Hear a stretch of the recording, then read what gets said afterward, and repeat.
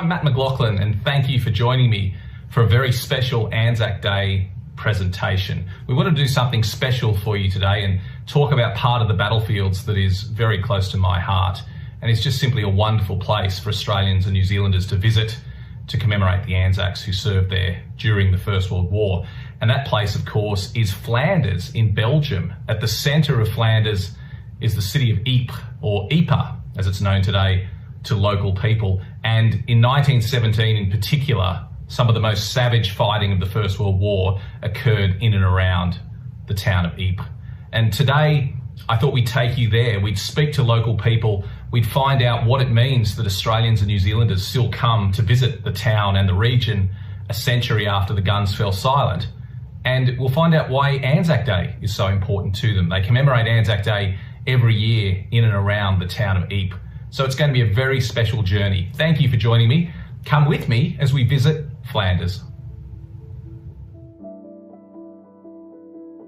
During the First World War, the Ypres salient was the focal point for 5 enormous battles, and over the course of several years of fighting, more than 1 million men were killed or wounded in the areas around the town. We're going to focus most prominently on the fighting of 1917, the huge Third Battle of Ypres. It's also known as the Battle of Passchendaele and was typified by mud and barbed wire and machine guns, just the most inhospitable landscape. Men would literally drown in the mud. It was just a horrendous place to be. And 1917 was the year that was the most costly for Australians and New Zealanders during the entire First World War. Tens of thousands of men died in the fighting in and around Ypres. And that's what we're going to focus on today. We're going to look at several aspects of that Third Battle of Ypres. And we're going to start with a particularly important chapter, a battle that occurred in September in a little known place called Polygon Wood. Now, it was a wood in name only because the trees had been pulverised by 3 years of war by this time.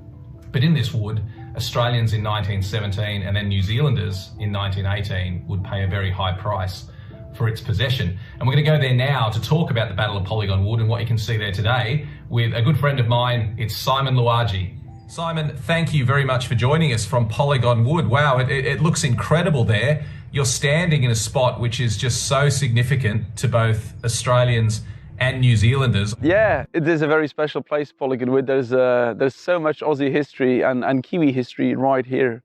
It's a lovely place. It's very peaceful. 100 years ago, it was very different.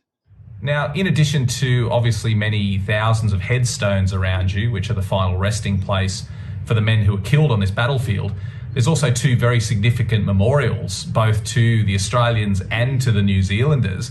Can you tell us a little bit about those 2 memorials?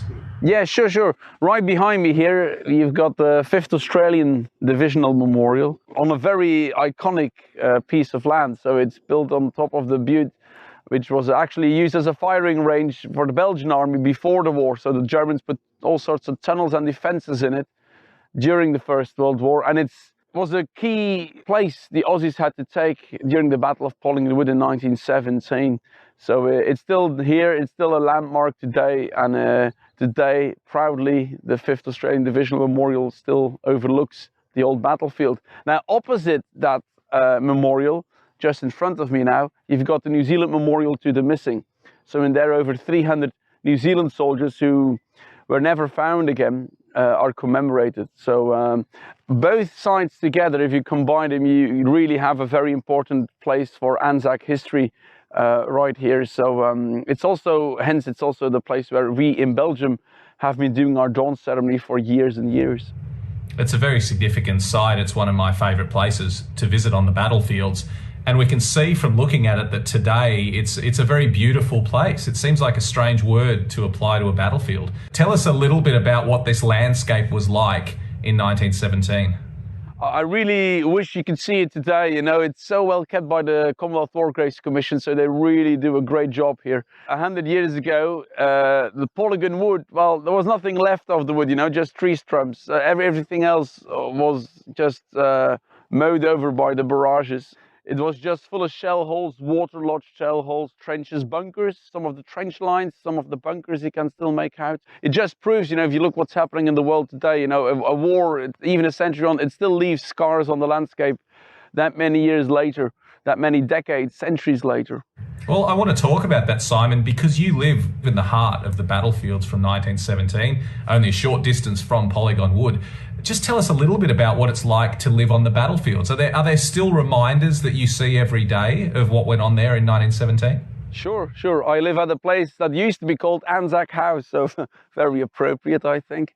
We just planted our eucalyptus tree this week, so the history is everywhere.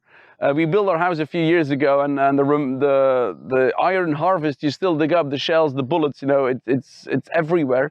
But even people giving directions to each other, they use cemeteries. You know, there's so many cemeteries and memorials around here. So today they're peaceful reminders and they warn us. And that's why I think it's so important that you and me keep doing this, telling people about what happened here 100 years ago, keeping their memory alive. It's the least we can do for these boys. That's very well said, mate. And it's not just the physical reminders of the war in terms of trenches and pillboxes, but not very far from where you're standing are 5 relatively new headstones from Australian bodies that were uncovered when a gas pipe was being laid in a suburban part of Belgium. So it's incredible that bodies are still being found, and the care that the Belgian people show to bodies when they're discovered even a century later. Exactly. So the 5 Aussies you're talking about have now been joined, I think, by 2 more soldiers recently.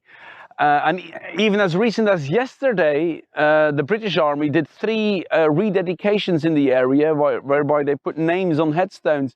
So it still happens, you know, almost on a weekly basis that human remains are found in the area. And Australia, you should be really proud of that. Australia was the first country who DNA tested them, who started to identify the missing. And still today, lots of Australian families can now come across and mourn their loved ones. So there's still thousands missing. It's wonderful work that Commonwealth War Graves do, and the people of Belgium and France, to find these lost soldiers. And I have a personal connection with those soldiers because we told their story in a documentary called Lost in Flanders over a decade ago now. So it was great to be able to tell that story. What does Anzac Day mean to the people of Belgium? It's a very proud day. It's where we gather with lots of local people, with our Australian and New Zealand friends, especially from the various embassies. We all start here at Tynecott Cemetery at dawn, where the buglers go up the hill just behind me, and as the sun rises across the hill, they sound the last post. Piper plays the lament. It's a very special moment. After that, we go on to do various other ceremonies at the Menin Gate, for instance, but also at Messines, at Pluck Street. We do a memorial service at Talbot House in the chapel. And it really brings it home. But you know what the best thing is about Anzac Day? For us locals, the people who are involved, we all are invited to an Anzac Day thank you barbecue by the various embassies. It certainly is a wonderful day, and I should say thank you to the people of Flanders who have commemorated Anzac Day for the last couple of years, in spite of the fact that there were no Australians or New Zealanders there. So I'm speaking on behalf of everyone in Australia and New Zealand, Simon, when I say thank you to you and the people of Flanders, but also thank you for today, for coming out and talking to us. It's wonderful to hear your perspective of living on the battlefields. So thank you very much. Thanks a lot, mate. No, can't wait to get you over here and have a beer and have a good chat. Thanks a lot, Matt, and hope to see you soon, okay? In October 1917, the fighting moved away from places like Polygon Wood to another small village, and its name became synonymous with the horrors of the First World War. I'm talking, of course, about Passchendaele. And in and around this village, the fighting in October and November 1917 was some of the most horrific of the entire war. Just absolutely awful what the soldiers had to endure. Now, after the war, graves units came to Passchendaele and found the area absolutely covered with bodies. Some had been buried, some hadn't. There were small cemeteries, large cemeteries. And for several years, they worked to clear the battlefield and create a network of cemeteries that would pay tribute to the men who died in the fields. The largest of those is Tynecott Cemetery. In fact, it's the largest Commonwealth cemetery in the world, with about 12,000 burials. There are people from Britain in there, people from South Africa, people from India, people from all across the former British Empire. But in particular, today, we're going to remember the Anzacs, the Australians and New Zealanders. And I think it's really important when we look at these cemeteries, as huge as they are, as grand as the scale is, we have to try hard to remember that each of the men in each of those graves, lying under each of those headstones, was an individual with a family that he left behind, and he had his own hopes and dreams, he had his own fears on the battlefield. And it's difficult today to just imagine that when we look at thousands of graves lying side by side, that each one represents a lost man. But we're going to try and dig into that today. We're going to try and delve a little bit deeper and hopefully tell the story of all of these men through the experiences of just one man. And I'm joined now by a lady who has dedicated herself to learning the story of a New Zealand soldier who's buried in Tynecott Cemetery. Marijke, thank you for joining me very much from Flanders. Good morning, Matt, to you. How are you? I'm going very well. I can see it looks like a frosty morning there. Yeah, it's an early spring morning here in Flanders, but the sun is shining. You're standing in a very special place. You're in Tynecott Cemetery, which is the world's largest Commonwealth cemetery. It must be a very significant place for the people of Flanders to stand with so many soldiers buried right in your backyard. Yes, that's correct. It's a very significant place for me and for the people who are living in. I grew up here in this area, and still every time I visit this amazing place, it's doing something with me. You feel lonely or sad when you enter the cemetery, but on the other side, you're not lonely. If you look around you, all those headstones here, it's a kind of silent city. Tell us the story about a very significant New Zealand headstone and the soldier that lies there. Well, we are standing here in front of him. This is the headstone of John Wardlaw Stevens. So this story, my story, started in 2010 when I had the idea to personalize my remembrance. So I choose John because of his death date. He died on Christmas Eve in 1917. So that really struck me, and then I contacted a family of John in the south of New Zealand, in Invercargill, and since then my involvement to the New Zealand part of the war's history here became even bigger. And what was the family's reaction when you spoke to them and said that you'd effectively adopted this New Zealand grave? Did they even know that they had a relative who was buried in Belgium, or how did the family react? Yeah, the story was familiar to them. So they knew their granddad was buried here, came here to Flanders to fight for our freedom. But of course they were kind of, they were so surprised when they hear there was a crazy lady in Flanders who visited their granddad for many, many years now. So we went to New Zealand in 2017, so exactly 100 years after John died, and we celebrated Christmas Eve together there with his 4 granddaughters. So yes, it was. Sometimes you hear people say they have no words to explain how that experience felt, but I really do not have no words to express how this amazing trip felt for me. And in the years that you've been going to Tynecott and seeing John's grave, what have you learnt about his story? What was his story in the First World War? Well, he was a farmer before he came here to Flanders. So he arrived here in May 1917. And he fought here in this region, some kilometers from here, near Beeselare. That's during the winter of 1917. He was very near the spot of Polderhoek Chateau, and he got killed in that area. So he was not that long here in Flanders. I think he traveled longer than he spent his time here, and he had 1 son before he came to here.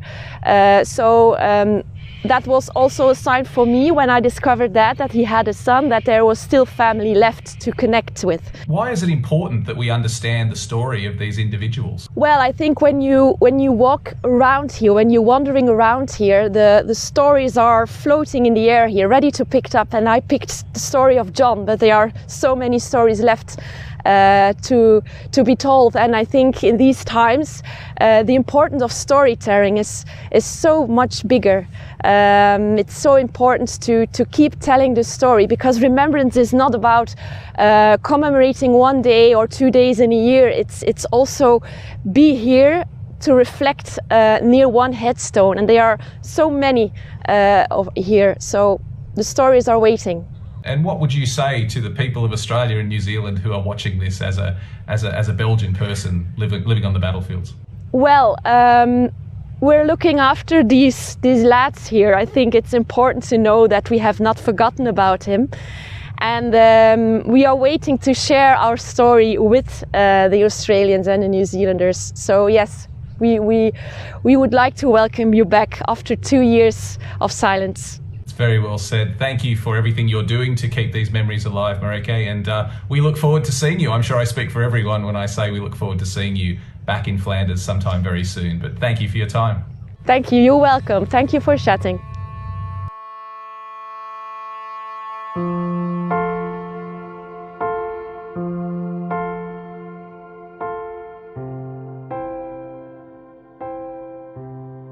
It's incredible that memorials like the Menin Gate exist on the Western Front, and there's some of the most moving experiences to go and actually stand there and read these thousands of names and just contemplate how many men have no known grave even a century after the war.